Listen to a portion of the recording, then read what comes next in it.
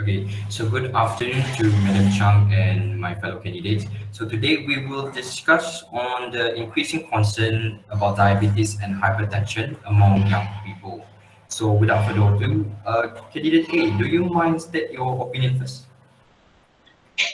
Okay, thank you, candidate C, for the intro. Okay, guys, for my first opinion is mindless eating. Instead of just eating when hungry, many of us take food when we are bored, tired, depressed, happy, and sad. This is the reason why our society likes to eat without thinking what are the consequences when they eat in more rate without any hygiene for them to stop eating. So these habits are very bad, which can cause a person to get sick easily. How to fix it? For me, we fix it with eat from smaller dishes. Try swapping out your large dinner plate for a salad plate, and never eat straight from a container or package. Other than that, poor eating habits that we all always do it is nighttime nursing. Diet folklore suggests that eating at night is almost never a good idea if you want to lose weight. Although many experts say this old adage is pure myth, a new animal study backs up the idea that it's not only what you eat, but also when you eat that counts. Research at Northwestern University found that mice were given high-fat foods during the day, when these nocturnal animals should have been sleeping, gained significantly more weight than mice given the same diet at night. The same thing we must do is we need to fix these bad habits. With after dinner, teach yourself to think of the kitchen as being closed for the night and brush your teeth. You will want to eat less with a newly clean mouth. If a craving hits, wait 10 minutes. If you are still truly hungry, reach for something small like string cheese or a piece Piece of of fruit. Sorry to bother you, Dayang. Is it true that changing all these poor eating habits prevents us from getting serious illness? Yes, as you know, no one eats perfectly all the time, not even dietitian. But when bad habits become common practice, you can experience weight gain, high cholesterol, high blood pressure, and a host of other potential health problems. So by improving the way we eat, I think we can live a healthy life. We can live a healthy life without hindrance with our beloved family. I think that's all from me. A little bit about poor eating habits and ways to improve them. Does anybody agree with me? How about you, candidate B? Do you agree with my opinion? I agree with your opinion, candidate A, but I have a questions for you. If some of the people that took big portions change by taking a small portion, will they experience gastric? Good question, candidate B. That's right. To your knowledge, our body there are two hormones that function to control hunger, namely ghrelin, increased appetite, and leptin, reduced appetite. When you drink and eat too much, these two hormones will be affected and cause you to eat according to wants rather than needs. Even when participating in a slight state, it will suffer from very severe gastric disease when continuing. Ah, I see. Well, from my point of view, I strongly believe that the main factors contributing to diabetes and hypertension in adolescents are due to hereditary factors. First of all, heredity means the genetic inheritance passed down by our biological parents. It is the transfer of nature from one generation to the next. Nowadays, we often see young people walking around without thinking the risk of buying unhealthy foods that can endanger their health, and even if some of them have the disease, they will still give a reason such as hereditary reasons. And this can be also one of those issues where they will set their thinking, you will only live once, so enjoy your life. This is what most young people give up on trying and changing their lives into a healthy ones. They will assume that it is because of the disease inherited from the parents causes them to think that they cannot do anything to prevent it. Well, all of us have to choose what choice we want to do in our life. Well, many of us sometimes choose the wrong path. For example, young people that have diabetes and hypertension chose unhealthy lifestyle choices such as not getting enough regular physical activities due to the pandemic. Young people started not to go outside, and this is why most of them most likely spend their time indoors. What do you guys think? Yes, I think what you said is very true, candidate B. I I agree with the point you made, candidate B. But can I know what is the way for us to change the mindset of society that always gives the same reason when something undesirable happens? As for my opinion, uh, if a person always give the same reason, we find it hard to change the person's mind because it depends on the person whether they want to cooperate or not. Also, we need to lead by example because they want to see someone that can lead them.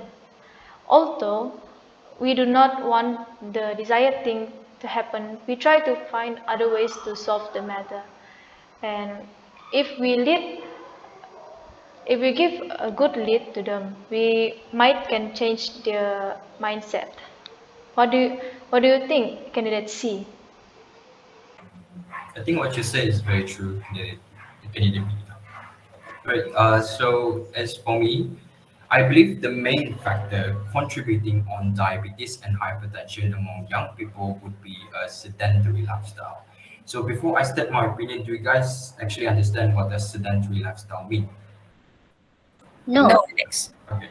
So basically, sedentary lifestyle is a daily habit that don't use that much of our energy or even our muscles. It is almost similar as being a couch potato. So as for me, from what I see, young people, young people are quick to go into an activity that doesn't require them to sweat or move out of their house, and instead they play video games at their very homes, such as like Valorant or even Mobile Legends. So when when the younger generation are keeping this habit of staying indoors, they will carry this habit as they age. Since this example is considered as an low intensity exercise, it would greatly slows down the metabolism and develop diabetes since a very young age.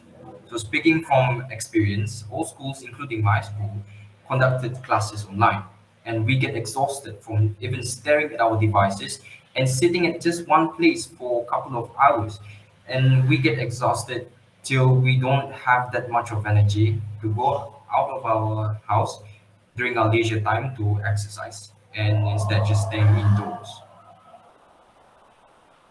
Another example is actually ourselves as architecture students. As we know, our work actually just consists of sitting down, hunching in our own studio for a very long time. This actually unconsciously alternate our lifestyle into a sedentary lifestyle too. Sorry, Alex. Yep. Do you think sedentary lifestyle and too much entertainment are quite similar? Well, thank you for the question, candidate D. Now that you mention it, yes, it is quite similar considering that I mentioned that young people are quick to grow fond of playing video games such as Valorant just now. It is considered as too much entertainment if they use it or play video games too frequently. Yeah.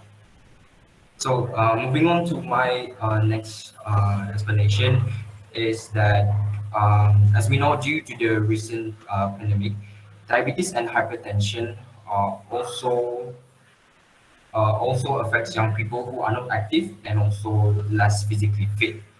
So during the recent pandemic, young employees and young graduates, unfortunately, are forced to stay at home or even work from home. This has led them to be less likely to go outside for a jog or even for a walk around their neighborhood, which ultimately resulting in a very awful sedentary lifestyle. Don't you agree with me, candidate D? Yes, that is true. I see. Thank you for the reassurance, candidate D. But what about you, candidate D? What do you have to say about this matter? I think there's another thing that you guys forgot. For me, the main factor that contributes to this situation is too much entertainment for young people. As you guys know, young people like us love to enjoy and do whatever we love until we say so. Am I right? So here is the reason why most of the young people are involved in this situation that makes them forget about their sedentary lifestyle. Some of the teenagers are born into a wealthy families, or as we can say, is they can just be laying the whole day without even thinking about money or something good, cause they have less support which is from their parents. Then Sorry to interrupt, candidate D, but yeah. what does it have to do with being born in a rich family? Okay, thank you for asking. When they do need to work, they will spend their day in front of the television or gadgets. As much as we love relaxing with a gadget session, lots of gadgets could increase your risk for diabetes every hour spent. Every hour spent in front of the gadget can make high risk people more susceptible to getting type 2 diabetes by 3.4%. And let's say you spend a whole day watching TV and gadgets, they could translate into as much as a 30% higher risk for diabetes. As simple as that, we can get diabetes by just sitting and doing nothing. It's just an opinion for me as a teenager. As long as I do, are you guys okay with that? Yeah, we're okay with that. I see. Okay, thank you. All right, so I see that all of us have stated our opinion on this matter. So to bring this discussion to an end, whose opinion do you think is the foremost and why? Let's start with you, candidate A. Okay, I think I agree with candidate C point because from what I see, most young Malaysian often lead a lazy lifestyle, and eventually most young generation will face this concerning health problem. What about you, candidate B? Um, I think I agree with candidate C's view because living a sedentary lifestyle can be detrimental to health if we continue to get used to this situation. And last but not least, candidate D, what do you think? Okay, for me, I think I agree with sedentary lifestyle, which is candidacy opinion. It is because it will lead to harmful effects if we not find the solution. I see. Well, as for me, I stand with my own opinion as young people are actually fits the shoe very well, especially about this sedentary lifestyle during this pandemic. Yeah. So I see that all agree on my opinion. Candidate C, uh, Yeah. thank you for your opinion, and that's all for our discussion. Thank you. Okay, thank you. Okay, thank you. Very well done. Thank you,